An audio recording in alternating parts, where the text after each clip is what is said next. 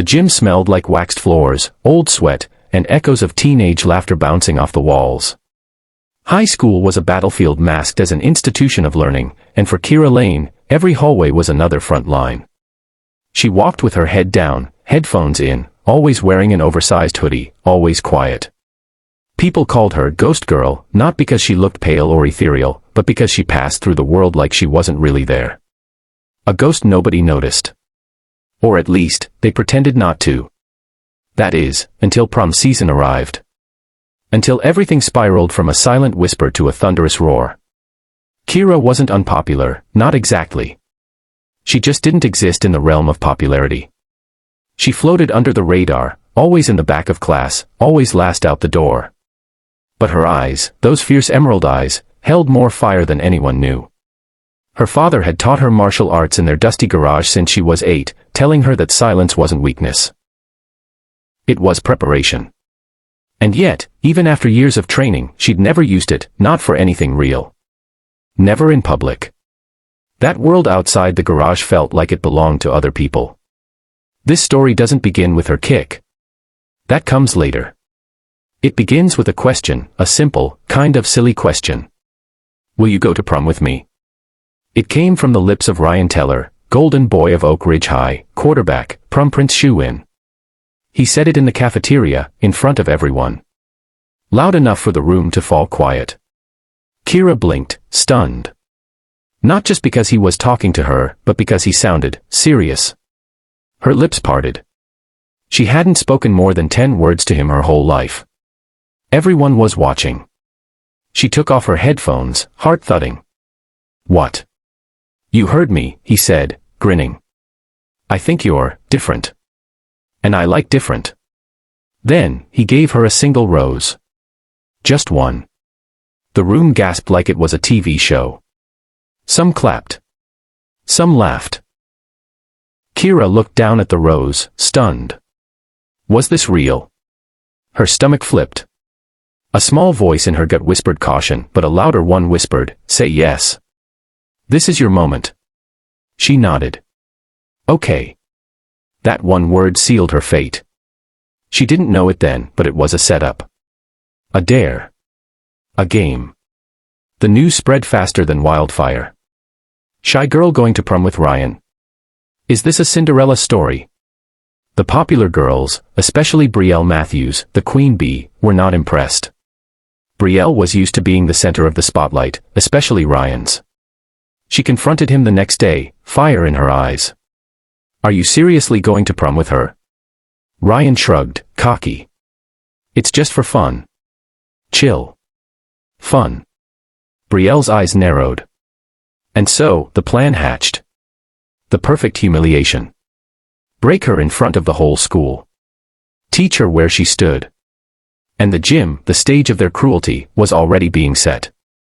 The week leading up to prom, Kira changed. She smiled more.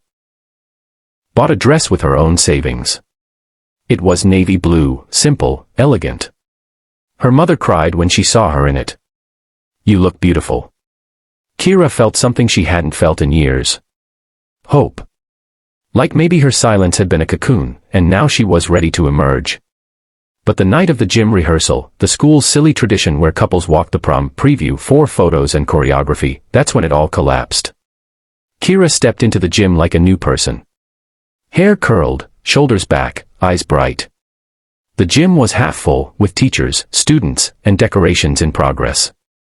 Ryan was nowhere to be found. She waited near the bleachers, holding her bag, unsure. Then Brielle appeared, flanked by 2 other girls like a pack of wolves. Well, Brielle smirked. Look at the quiet girl playing dress-up. Kira stiffened. I'm just waiting. For who? Ryan. Oh honey, Brielle pulled out her phone and showed Kira a live stream. There he was, Ryan, laughing with the football team. Holding up a poster, I took Ghost Girl to prom as a dare. Boo. Laughter, hoots, cruel emojis. Kira's stomach dropped. The rose. The smile. All a joke. Tears pricked her eyes, but she wouldn't let them fall. Not here. Oh, but don't go yet, Brielle sneered. You forgot your costume reveal. Before Kira could move, Brielle and the girls grabbed the hem of her dress and ripped. A loud tear split the silence. The sound of fabric screaming. Kira's dress tore down the middle, exposing her undershirt beneath, and her face flushed scarlet. Laughter echoed in the gym. Someone took a photo. Another recorded. Look, it's her prom moment, a boy joked. Kira stood frozen. Humiliated. Betrayed. Her hands trembled. Then something inside her broke.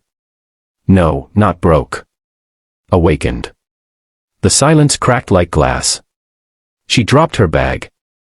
Eyes locked on Brielle, who was still laughing, drunk with cruelty. Kira took one slow step forward. Then another. Her stance shifted, feet apart, shoulders low. Her fists clenched. What are you gonna do? Brielle snorted. Cry. Kira said nothing. Then she spun. A perfect, fluid, electric roundhouse kick snapped through the air like thunder. Her foot struck the gym mat beside Brielle's head, not touching her, but close enough to make her stumble back in shock, hair whipped by the wind of it. The gym fell dead silent. All eyes widened. Kira's next move was smooth, precise. She spun again and knocked the phone from a boy's hand mid-recording. It flew across the floor. Try posting that, she said, voice low. Brielle staggered back, pale. You psycho. I'm not the one who rips dresses for sport, Kira replied. For the first time in years, she wasn't invisible. She was seen. A teacher rushed in, shouting. Someone called the principal. But the damage was done, only this time, it was their reputation that was damaged. The video of Kira's kick, yes, someone still caught it, went viral that night. Not the humiliation, but the response. Shy girl destroys bullies with martial arts. Comments poured in. She's a hero.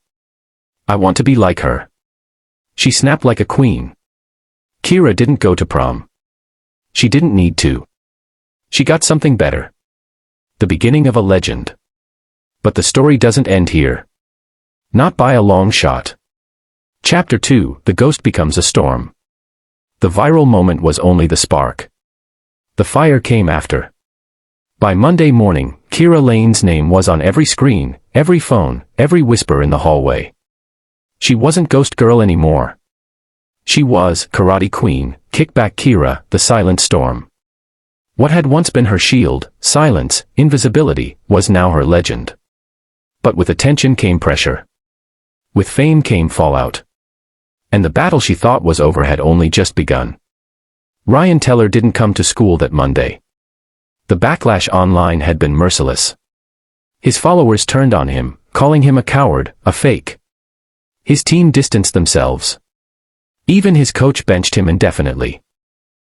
His so-called prank had backfired in a way he hadn't imagined. Brielle, though. She was a different story. Queen bees don't fall so easily. She walked into school with dark sunglasses, as if to shield herself from the shame.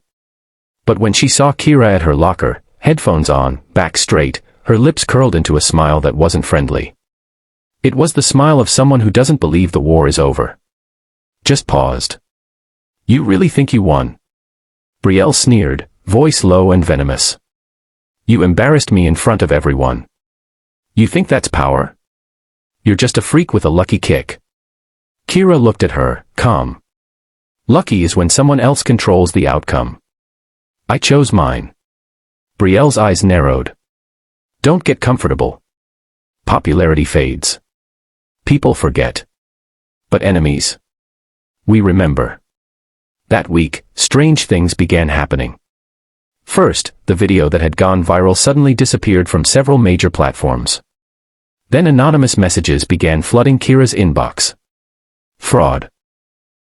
You staged it. Just another attention seeker. Rumors spread that the kick had been choreographed. That she'd set up Ryan. Even though the truth was right there in the footage, lies travel faster than facts in high school. And yet, Kira stayed quiet. Not because she was weak. But because she was planning. She returned to her garage dojo. Night after night. Sweating, kicking, pushing harder than ever. Her father watched with cautious eyes. "Are you training for something, Kira?" "Yes," she said simply. "I'm not done."